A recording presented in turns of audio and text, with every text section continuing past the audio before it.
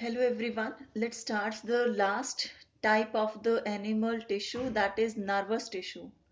As this is the most complex tissue in our body, this is composed of various types of cells, and the main are neuron and neuroglial cells.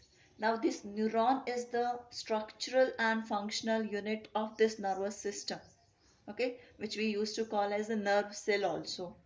Neuron and nerve cell is the same. Basically, the neuron is responsible for sending and receiving the electrical signals, and the neuroglial cells, or we can see the glial cells only, support they are the supportive cells and surround and wrap the neurons. Okay, so the main functional unit is this neuron, which is going to receive the messages, which are going to respond the electrical impulses. So the origin of this nervous system is ectodermal. This is ectodermal in origin.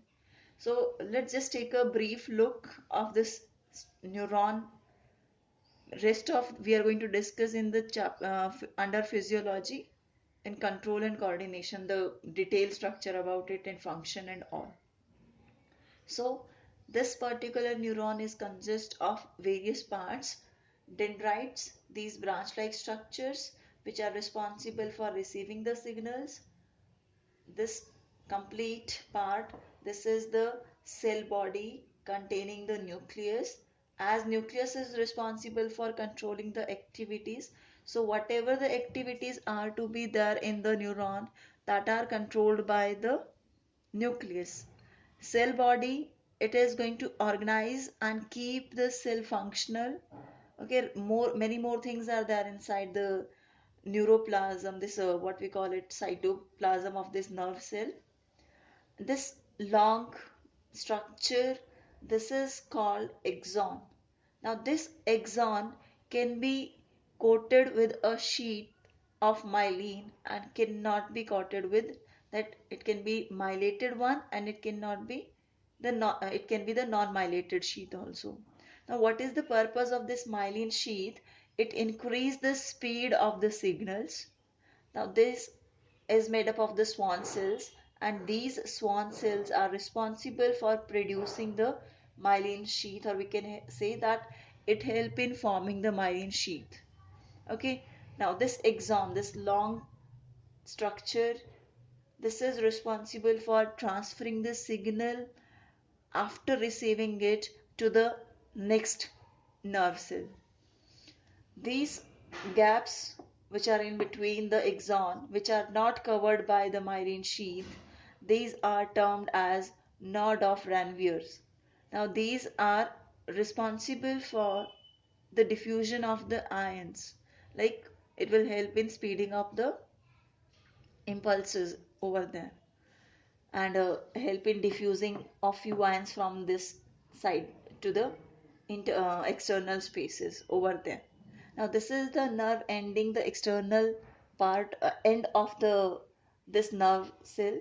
These nerve endings, they are going to join with the next one to form the junctions which we call the synapses, where the actual exchange of impulses are going to take place via neurotransmitters. Fine. So that is, they help in forming the junctions with the other cells.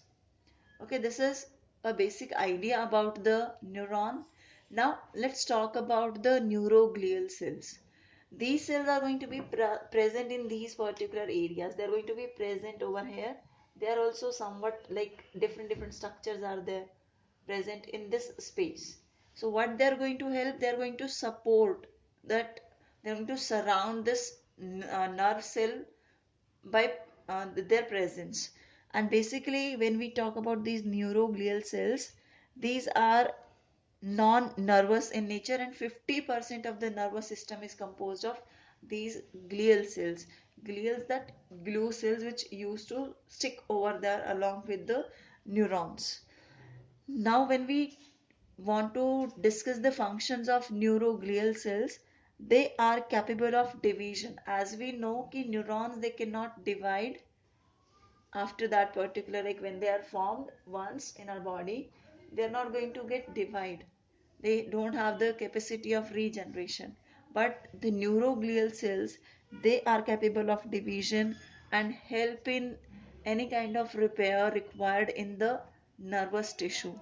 Secondly, they provide nourishment to the neuron also, and they even anything which is like to be removed, any wastage generated over there, they sometimes act as the phagocytes also over there. Okay, and they also help in these cells also help in the memory process also, and along with that they insulate the adjoining neurons, and like when they are going to present over here, so they are not going to allow the transmission of impulse laterally. So lateral transfer of the impulses can be protected by the presence of these glial cells to make it more effective, to make that transmission more effective and fast. Okay, so this is all about the nervous tissue.